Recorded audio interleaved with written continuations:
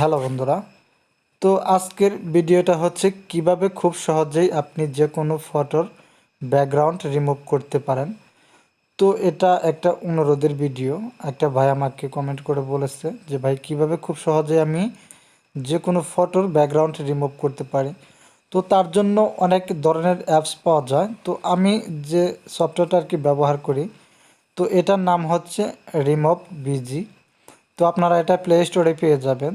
তো এইখানে যদি কিছু ফার্স্ট টাইম অ্যালাউ করতে চায়, মানে অ্যালাউ করতে বলে, আপনারা সুন্দর করে অ্যালাউ করে দেবেন। তো এরপরে এখানে যে আপলোড ইমেজ লেখা আছে, তো এই আপলোড ইমেজে ক্লিক করবেন।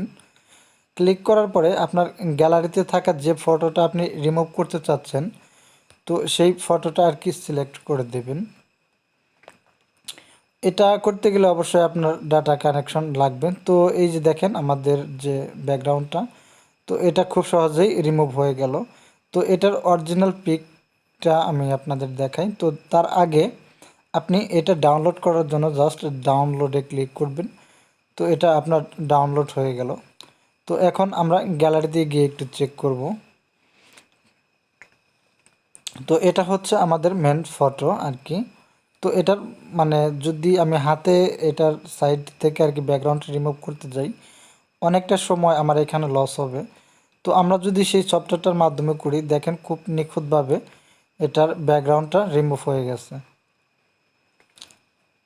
তো গাইস, এই ছিল আজকের ভিডিও।